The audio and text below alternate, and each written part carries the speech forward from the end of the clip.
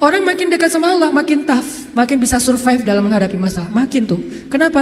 Karena survive seseorang dalam menghadapi masalah itu bukan soal dia punya uang atau enggak, dia punya teman atau enggak, dia sehat apa enggak. Soal mentalnya, hatinya kuat enggak menghadapi masalah. Di balik semua itu, ada sedikit hal yang membuat saya ngerasa, oh benar ya, emang gak akan sempurna tanpa agama. Orang Jepang itu tingkat bunuh dirinya tinggi banget ternyata. Dalam setahun itu kasus bunuh diri gak kurang dari 1000 kasus. Dan itu artinya setiap hari minimal ada 3 orang yang bunuh diri. Dan tempat favorit bunuh diri di Jepang adalah di rel kereta. Sehingga kalau misalnya udah ada yang bunuh diri di kereta, itu kereta kan pada berhenti tuh. Dan pada jadi stuck kan di beberapa stasiun gitu, beberapa jalur. Akhirnya banyak yang rugi. Maka dari pihak, kalau di kita mungkin KAI-nya, langsung nyediain bus gratis buat para pelajar untuk jadi alternatif karena keretanya nggak beroperasi, ada yang bunuh diri. Saking favoritnya bunuh diri dengan cara nabrakin diri ke kereta, akhirnya ada peraturan siapa yang bunuh diri di rel kereta, berhasil atau gagal, maka keluarganya akan membayar denda sekian puluh juta. Kenapa? Karena dia bunuh diri tapi ngerugiin orang lain. Bikin semuanya jadi susah, sistem jadi berhenti. Sehingga dibikin peraturan, kalau bunuh diri di kereta, maka keluarganya harus membayar denda sekitar kalau nggak salah hampir 90 juta bayar denda. Jadi keluarganya juga nahan kalau ada yang mau bunuh diri. Tapi tetap aja masih favorit. Kalau di Korea itu, Korea Selatan, favoritnya bunuh diri dengan cara loncat dari jembatan, terutama di musim dingin. Kalau di Jepang itu dengan cara nabrakin diri ke kereta. Bukan ditabrak kereta, orang nabrak kereta. Kenapa bisa kayak gitu? Dan angkanya terlalu tinggi. Ada masalah dikit, bunuh diri. Kayak misalnya mereka gagal dalam satu tugas gitu. Itu saking putus asa, saking malunya, saking kayaknya udah nggak ada lagi harapan buat hidup, nggak ada lagi alasan, mereka langsung bunuh diri. Kemarin pas saya kesana tuh lagi ada kasus bunuh dirinya itu bisa ada jasa bunuh diri. Jadi ada, kalau di kita mungkin ojek online, di sana bunuh diri online. Ada tuh, sedang ramai-ramainya di TV tuh. Kemarin pas lagi di sana tuh lagi diliput gimana proses bunuh diri yang ada online-nya. Dia bisa order. Jadi kayak semacam aplikasi gitu. Aplikasinya bunuh diri. Ini kayaknya perlu diciptakan juga. Nih, aplikasi bunuh diri, dia order, terus telepon langsung online ke orang yang eksekutornya. Saya mau bunuh diri. Oh, di mana? Jam berapa? Gimana? Ada beberapa menu tuh. Bisa klik bunuh diri kereta, bunuh diri minum obat, bunuh diri diapain misalnya. Tapi nggak ada menu bunuh diri dengan cara diputusin, itu belum. Padahal itu kayaknya lebih membunuh ya. Secara pelan-pelan. Jadi dia bisa ngeklik, dia bisa order, bisa pesan gitu. Akhirnya orangnya datang ke rumah, ada yang disekap, ada yang dibenamin ke dalam ditenggelamin ke air, ada yang diikat ke digantung, ada yang macam-macam.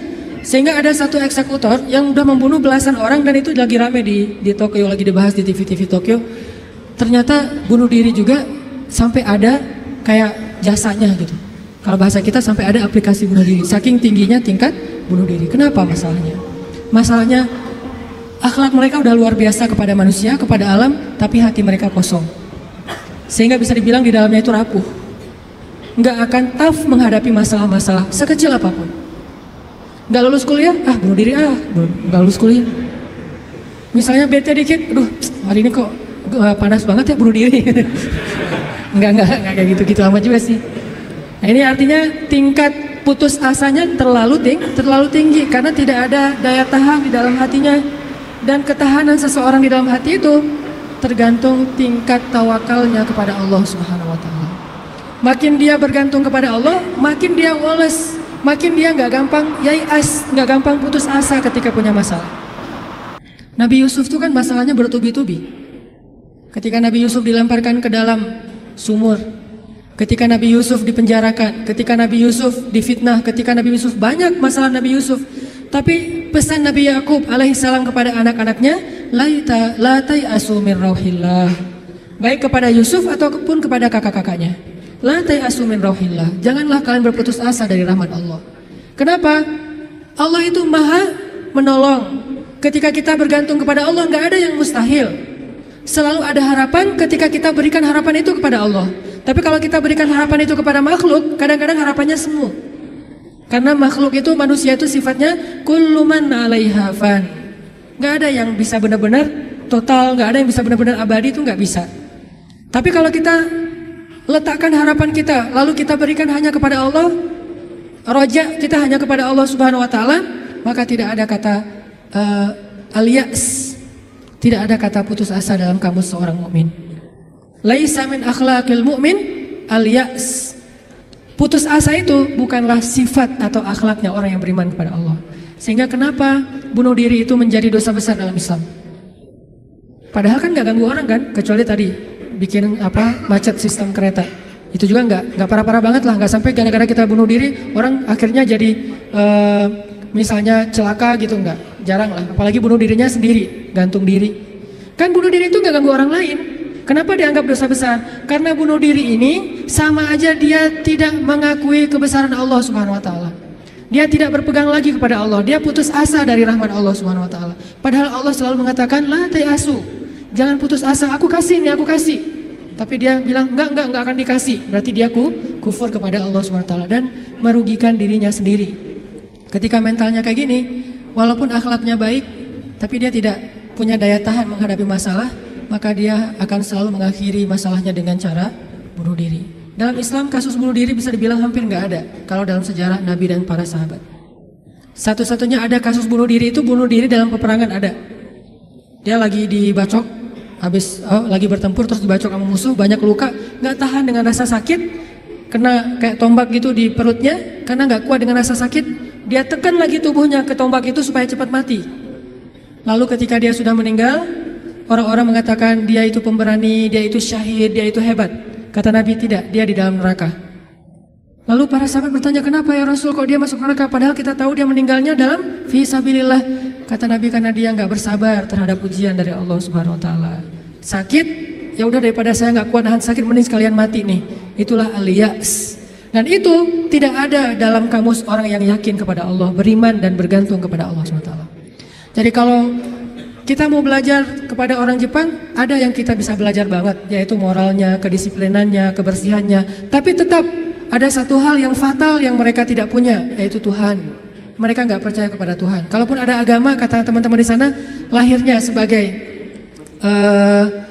orang agama Shinto kalau nggak salah, terus nikahnya sebagai agama Katolik kalau nggak Protestan, matinya sebagai agama Buddha.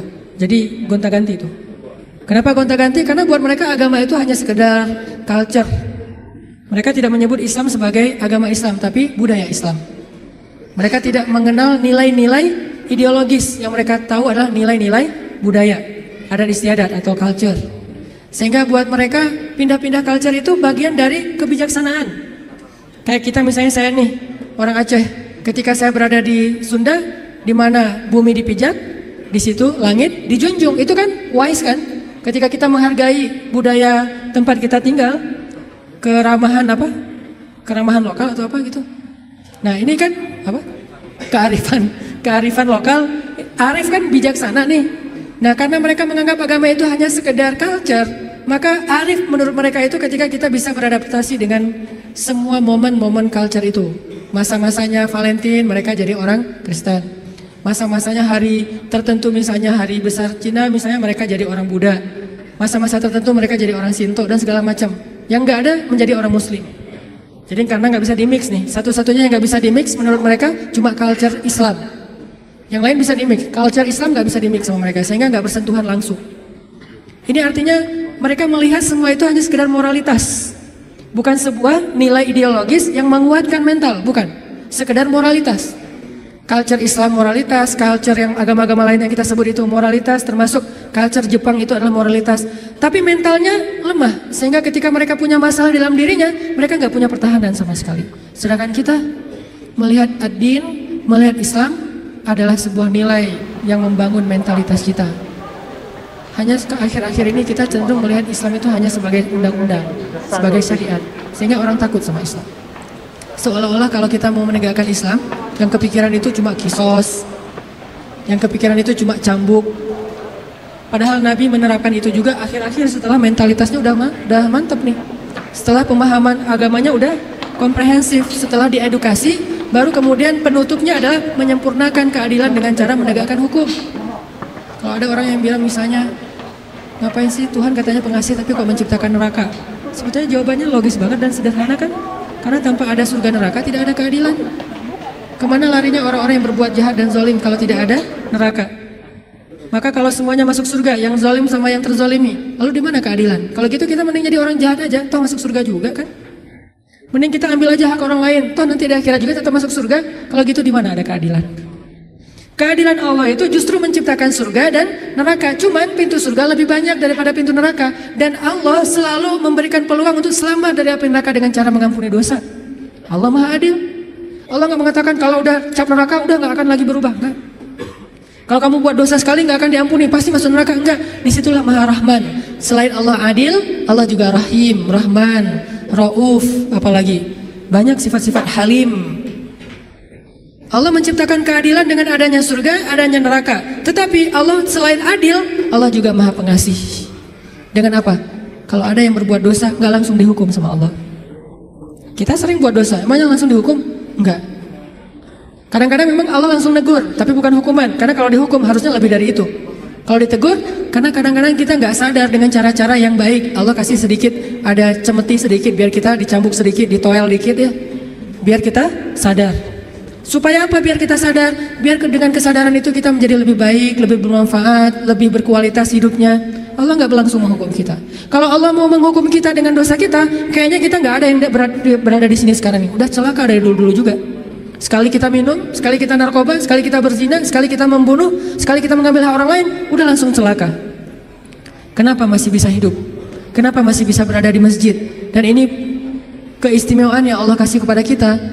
Orang yang sering nyakitin Allah masih diundang ke rumah Allah. Kan Allah baik banget tuh. Coba kita, ada yang sering nyakitin kita, mau diundang ke rumah kita? Di telepon aja kita reject terus, kalau perlu di blok, gak bisa nelpon lagi, unfollow segala macam, left group. Allah kita sakitin berkali-kali, kita cuekin, kita selingkuhin dalam bahasa kita mah ya. Gimana selingkuhin? Selingkuhin akidah. Kita bilang percaya sama Allah, tapi kita jalan sama yang lain. Kita bilang inna sholati wa nusuki wa mahyaya wa mamati lillahi rabbil alamin. Itu kan sama aja kayak seorang cowok bilang ke cewek, aku gak bisa hidup tanpa kamu. Iya kamu, kan gitu ya. Inna sholati wa nusuki wa mahyaya wa mamati lillah. Iya lillah, gitu kan. Tapi kenyataannya kita merasa seolah-olah Allah gak lihat, kita jalan sama yang lain. Allah tahu? Tahu banget. Kalau perempuan mungkin gak tahu kita jalan sama yang lain. Ketika nanti dia tahu, akhirnya dia shock, panik, dia luar biasa tersakiti. Tapi kalau Allah, setiap kita jalan sama yang lain tuh Allah ngelihat. Kita dekat sama yang lain, ke Allahnya enggak. Lah, yang kasih rezeki kan saya. Kenapa kamu terima kasihnya ke dia? Yang memelihara kamu kan saya. Kenapa kamu baiknya ke dia? Kok saya enggak? Berbuat baik kepada hamba Allah, Allah senang. Tapi kenapa kepada Allah enggak? Ini agak-agak kurang fair nih. Ke makhluk yang enggak berjasa, kita jadi baik. Ke Allah yang maha berjasa, kita cuek. Malah kita menuduh Allah dengan tuduhan-tuduhan yang enggak pantas. Ngerasa Allah enggak penting dalam hidup kita. Kalau Allah nggak sabar, makanya Allah itu sabur. Apa arti sabur?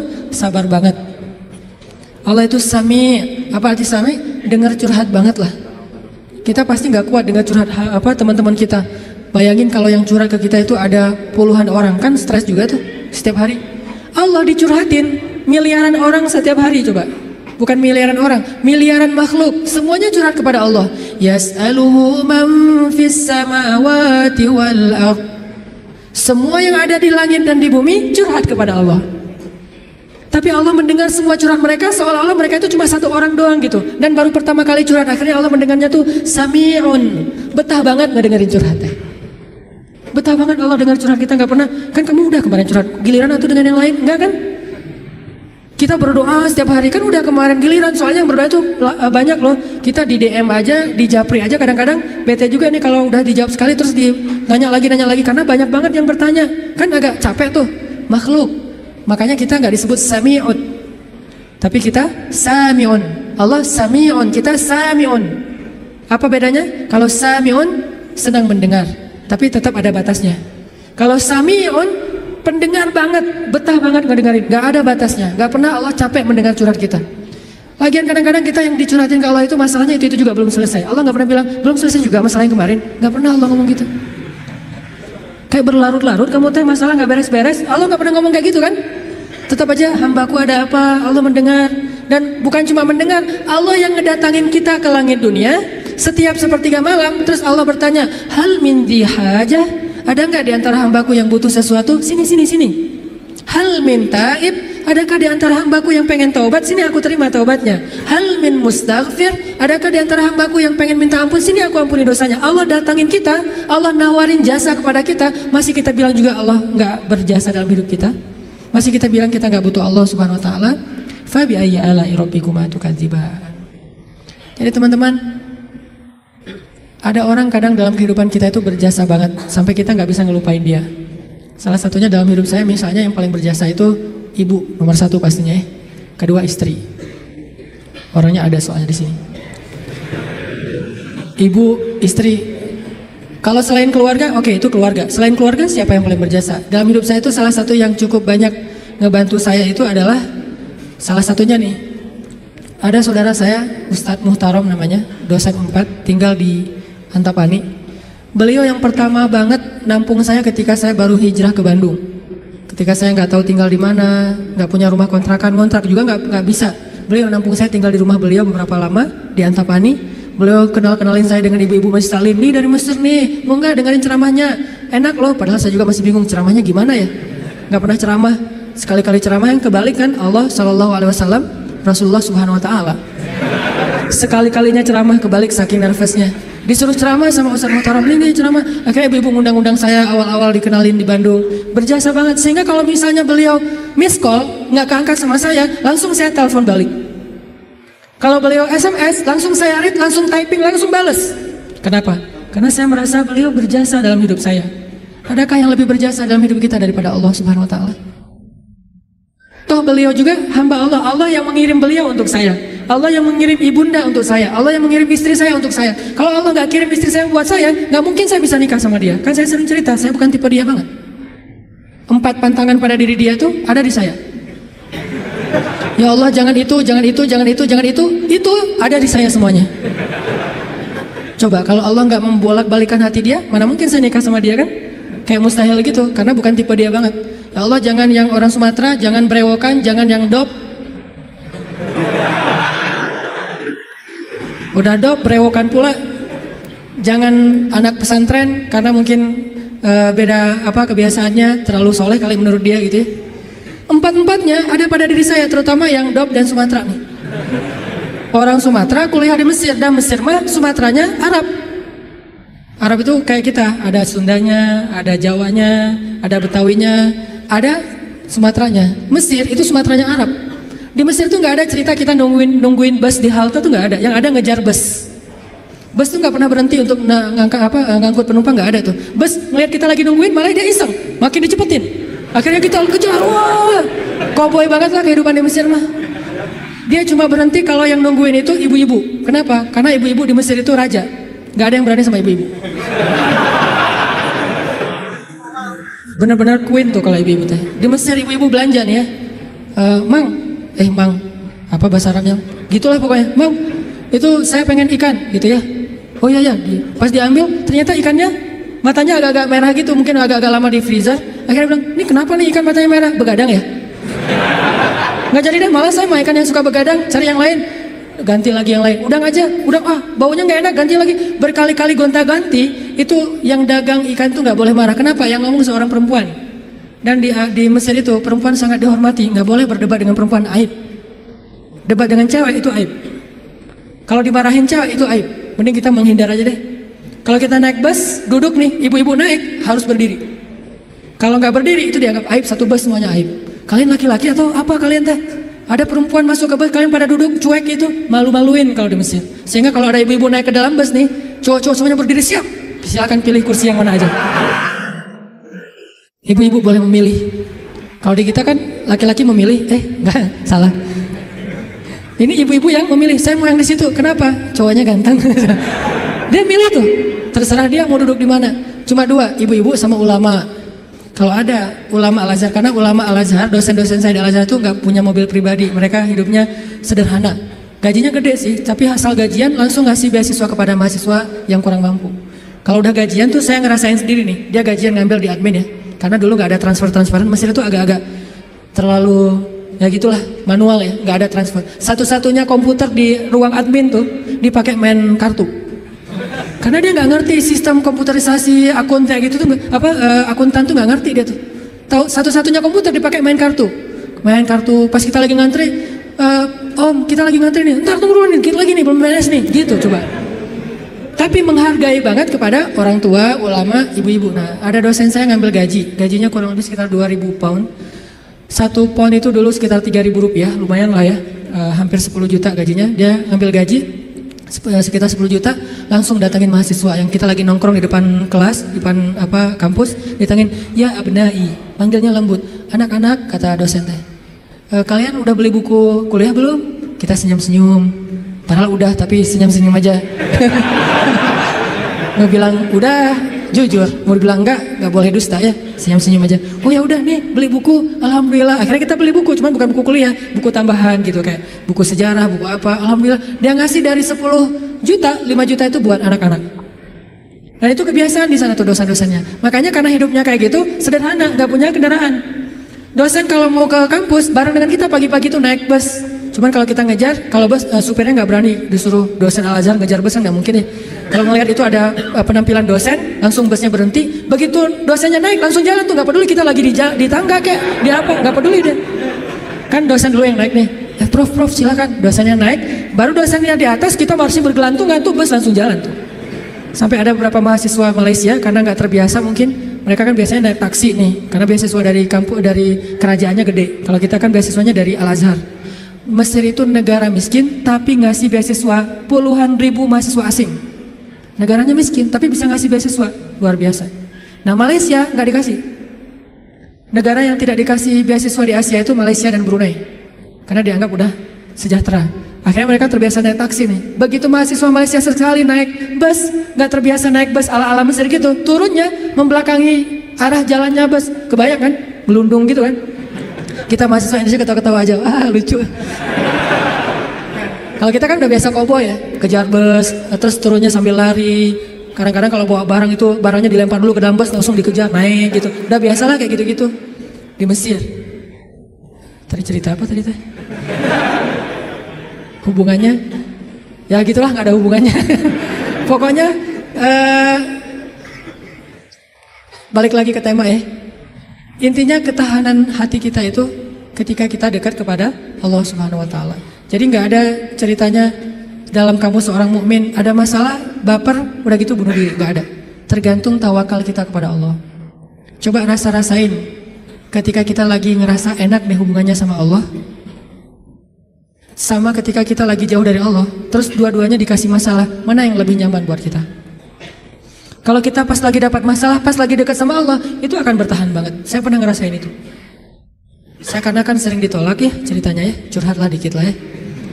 Kalau ditolaknya lagi jauh dari Allah, itu baper. Tawaf Sungai Nil kan, mau loncat, aduh dalam takut ada kuda Nil gitu, nggak loncat, buat apa lagi hidup kalau kayak gini ya. Kenapa kayak gitu lemah? Gara-gara jauh dari Allah. Kalau ditolak pas lagi dekat sama Allah, nggak apa-apa. Yang penting jangan ditolak sama Allah kan gitu. Ditolak, ya Allah, pasti engkau mau ganti yang lebih keren ya. Husnuzon kan, aku tergantung prasangka hambaku. Ya udah bertahan. Orang makin dekat sama Allah, makin tough, makin bisa survive dalam menghadapi masalah. Makin tuh. Kenapa? Karena survive seseorang dalam menghadapi masalah itu bukan soal dia punya uang atau enggak, dia punya teman atau enggak, dia sehat apa enggak. Soal mentalnya, hatinya kuat enggak menghadapi masalah. Baru dia bisa tough dan survive. Ada orang yang secara fasilitas hidup udah nyaman, kenapa masih bunuh diri? Termasuk tadi tuh, di Jepang itu kan jaminan sosial tinggi banget ya, luar biasa ya. Sampai ada teman saya, bukan hanya berlaku untuk warga Jepang, untuk warga asing yang kerja di Jepang tetap dapat jaminan sosial karena pajaknya tinggi. Ada teman saya yang ngelahirin, setelah dia nikah, hamil, lahir, itu anak biaya ngelahirinnya ditanggung pemerintah, terus ibunya boleh cuti selama 6 bulan, tapi tetap dapat gaji full setiap bulan. Cuti 6 bulan, gaji fullnya setiap bulan, ditambah lagi dengan bonus karena udah punya anak. Dikasih bonus, jadi punya anak dikasih bonus. Makanya di sana tuh kayaknya orang menikah itu semangat ya, nggak pengen istiqomah jomblo lah ya. Karena jomblo nggak ada bonus di sana. Begitu nikah dapat bonus, begitu punya anak dapat bonus. Tapi ada batasannya, anak nggak boleh banyak-banyak juga. Makin nambah anak, makin nambah pajak. Jaminan sosialnya tuh tinggi. Tapi kenapa kok malah gampang putus asa? Padahal secara fasilitas hidup sudah tercukupi, mental. Mungkin secara etika keren lah, pokoknya ngacung jempol pokoknya. Tapi kalau mentalnya lemah, kosong, ada yang gersang di dalam hatinya karena tidak diisi dengan kata Allah di dalam hati mereka. Di satu sisi kita perlu belajar kepada mereka, di sisi yang lain mereka perlu belajar kepada mukmin. Salah satunya mukmin di Indonesia. Ketika kita jauh dari Allah, mulai naik tingkat kriminal, mulai naik tingkat bunuh diri, mulai banyak orang yang putus asa, mulai banyak orang yang mengeluh, terjadilah krisis sosial. Itu ketika jauh dari Allah. Sejak kapan dalam konteks, dalam persepsi kita miskin itu masalah? Di zaman Nabi miskin itu bukan masalah. Masalah itu fakir, bukan miskin. Di zaman Nabi, Nabi malah berdoa jadi pengen jadi orang miskin. Ya Allah, hidupkan saya sebagai orang miskin, matikan saya sebagai orang miskin, bangkitkan saya bersama orang miskin. Nabi itu cuma bilang, hampir-hampir kefakiran itu menyebabkan orang kufur. Itu teks hadisnya, kadal fakru ayyakuna kufran, bukan miskin jadi kufur. Nggak ada teks kayak gitu. Terjemahan kita yang keliru. Orang miskin itu dekat dengan kekufuran. Nggak ada teks hadis kayak gitu. Yang ada fakir dekat dengan kekufuran. Terus apa bedanya miskin dengan fakir? Miskin itu kurang harta, kalau fakir itu kurang syukur. Makanya Nabi dalam konteks miskin malah berdoa pengen jadi orang miskin supaya hisabnya gampang. Tapi kalau dalam konteks fakir, Nabi malah bertauz, Allahumma inni a'udzubika minal fakri. Ya Allah, aku berlindung kepadamu dari kefakiran. Maksud kefakiran di dalam doa Nabi itu bukan kurang harta, tapi kurang syukur, kurang qanaah dengan apa yang diberikan Allah Subhanahu wa taala. Mental. Makanya salah satu misi Allah menurunkan Islam, mengutus Nabi Muhammad SAW itu adalah membangun mentalitas manusia yang kita sebut dengan mukmin muslim. Mentalnya yang dibangun, sehingga dengan mental itu lahirlah kebaikan-kebaikan yang sifatnya moral, kebaikan yang sifatnya akhlak, kebaikan yang sifatnya ritual, ibadah. Tapi semuanya berawal dari mental, termasuk sabar, mental. Yang menyebabkan seseorang gak gampang panik, mentalnya. Dan mental itu tergantung keyakinan dia kepada Allah Subhanahu wa taala. Masih ingat kisah Nabi ditodong senjata? Nabi lagi di rest area, lagi duduk. Cuman waktu itu gak ada yang jual tahu Sumedang ya. Lagi duduk nih di rest area, istirahat sebentar lah, perjalanannya cukup macet. Ada kren jatuh di kilometer berapa kemarin teh. Istirahat. Lagi duduk di rest area, jauh dari para sahabat. Biasanya Nabi duduknya itu di antara para sahabat. Kali ini beliau pengen menyendiri. Kenapa pengen menyendiri? Mungkin beliau gak enak mau nolak sahabat yang curhat, gak enak mau nolak sahabat yang ajak ngobrol. Karena sahabat juga kan kalau dekat Nabi curhat, ngobrol panjang lebar, minta selfie segala macam kan. Nah Nabi pengen me time lah, gak pengen diganggu. Kalau udah terlanjur bareng dengan mereka, Nabi itu gak enakan banget orangnya. Kalau udah, Nabi boleh curhat gak? Nabi gak mungkin bilang gak. Gak ada kata-kata enggak dalam kamus Nabi itu. Yang ada, oh ya boleh, walaupun beliau udah capek banget. Nah akhirnya pengen ngambil me time, gak mau diganggu, sendiri. Sahabat juga pengertian, oh Nabi lagi pengen sendiri, ya udah menjauh. Ternyata itu jadi kesempatan buat orang kafir, musuh yang pengen membunuh Nabi. Dia langsung datang, nodong senjatanya, pedangnya di leher Nabi. Itu pedang yang sangat tajam, kalau ditarik dikit, udah aja langsung Nabi kegorok. Dia todong di leher Nabi, tinggal ditarik doang. Dia bilang, Muhammad, sekarang kamu jauh dari orang-orang yang mengawal kamu, sahabat-sahabat kamu. Kalau saya gorok leher kamu nih sekarang nih, siapa yang bisa nolong kamu? Di situ kelihatan tawakal Nabi itu, gambaran tingkat tawakal Nabi itu benar-benar hakut tawakulih. Kayaknya rasa-rasanya nggak ada di antara kita yang bisa tawakal sekeren itu. Tapi setidaknya kita bisa mengambil itu sebagai inspirasi. Ternyata tawakal itu menguatkan mental. Walaupun gak sekuat Nabi memang. Nabi kan di atas rata-rata ya, manusia paling istimewa lah. Siapa yang bisa nolongin kamu Muhammad? Nabi dengan tersenyum melihat ke arah dia, dengan tenang mengatakan, Allah. Saking mantepnya kata-kata Nabi sampai bikin orang itu gemetar, jatuh tuh pedangnya. Kita belum bisa kayak gitu. Ketika kita datengin, Pak saya mau melamar anak Bapak. Kamu ngasih makan apa buat anak saya? Allah yang ngasih makan. Astagfirullahaladzim. Iya terima. Nggak bisa. Langsung gemetar tuh orang. Mertua langsung nggak bisa berdiri. Mana bisa kita naklukin mertua dengan kata-kata kayak gitu kan? Kemarin aja tadi pagi saya disuruh minta sharing di Mabes TNI aja. Saya yang gemetar. Biasanya kan enjoy gitu, ceramah santai dan cari-cari bahan ngebully. Mau ngebully TNI, bayangin. Di depan jenderal-jenderal bintang 2, bintang 3, nih mau ngebully apa ini?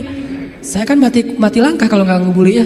Jadi bingung mau kayak gimana. Udah aja kaku nggak jelas gitu, salting pokoknya sampai mereka juga ngeliat ini ceramah atau lagi curhat ya, nggak jelas gitu.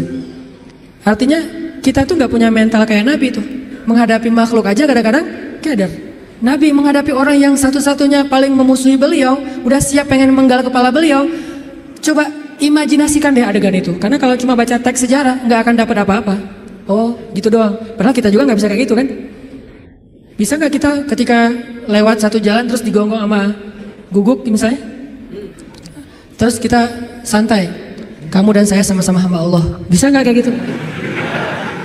Sehingga dia langsung melipir. Oh iya salah. Sorry. Salah ngegonggong ustadz ya. Nggak gitu kan? Tetap aja kaget. Walaupun nggak takut, mungkin kaget pasti dengan suaranya nyentaknya. Baru sekali dia bersuara langsung, oh udah gitu jaim-jaim melihat orang, ada yang lihat nggak saya kaget gitu kan ya. Tapi Nabi nggak sama sekali kayak gitu. Dia todong, dan orangnya itu preman. Bayangin tatoan preman yang udah biasa bunuh orang buat dia itu kayak hobi, kayak kita ngopi gitu. Aduh hari ini belum bunuh orang kayak gitu. Jadi sakit kepala kalau belum bunuh orang. Orang kayak gitu tuh nodong Nabi pakai senjata yang udah tajamnya luar biasa, ditarik sedikit langsung udah Nabi bisa kegorok. Nabi menjawab dengan tenang, Allah yang nolong saya. Dia gemetar, jatuh pedangnya diambil balik, ditodongin balik sama Nabi. Sekarang kalau saya pengen bunuh kamu,